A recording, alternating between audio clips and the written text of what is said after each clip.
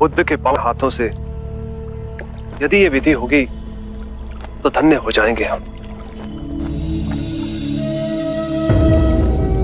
महाराज, बुद्ध आ गए।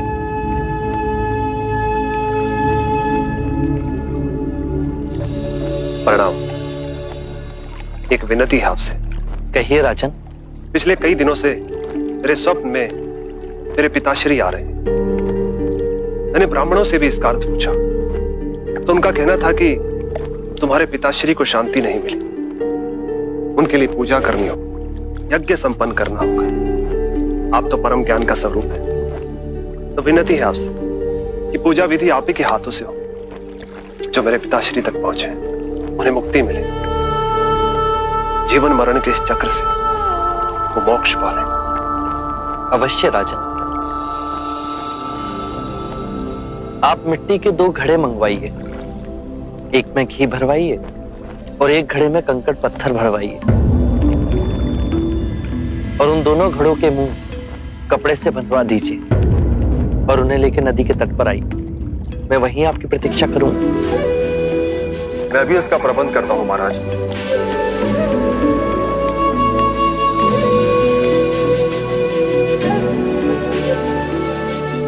महाराज, अब आप इन दोनों घड़ों को पानी में डाल दीजिए।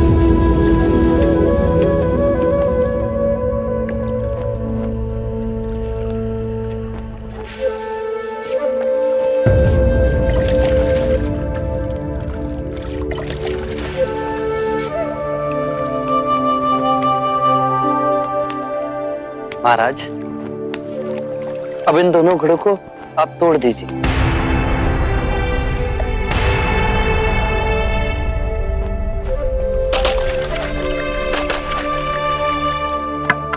महाराज, अब आप ध्यान से देखिए कि ऊपर उठ पानी पर तैरने लगा।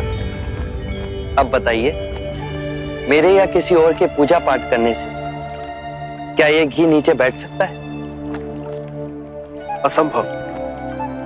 ये तो घी का स्वभाव ही नहीं। सत्य कहा आप। उसी प्रकार किसी भी पूजा पाठ, विधि विधान, कर्म कांड के द्वारा पानी के अंदर डूबे हुए कंकड़ पत्थर क्या ऊपर आ तैर सकते हैं? नहीं बुद्ध, ये तो प्रकृति के नियम के विरुद्ध है। तो हम प्रकृति से भिन्न कैसे हुए? हम भी तो प्रकृति का ही रूप है। सत्य कहा बुद्ध। एक सत्य ये भी है राजन, यदि हमारे पूर्वजों ने अपने जीवन काल में कंकड़ पत्थर बोए, दुष्कर्म किए, तो वो स्वाभाविक ही कंकड़ पत्थर की तरह नीचे बैठ जाएंगे।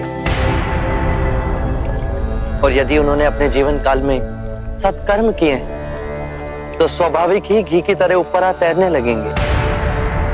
जो बोएंगे वही काटेंगे।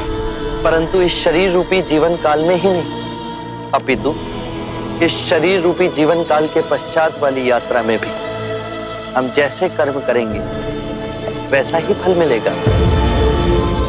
अब बताइए, इस प्रकृति के नियम को कोई पूजा पाठ, कर्म कांड, विधि विधान, यज्ञ हवन मिटा सकता है?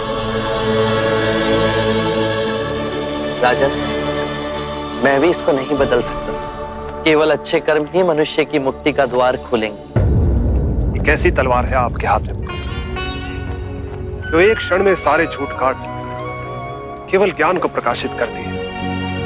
ना जाने कितने जन्मों और भटकता में यदि आपकी कृपा ना होती। इस एक क्षण में आपने अपनी अदृश्य तलवार से मेरे अहंकार का सर भी काट दिया। धन्य है प्रभु।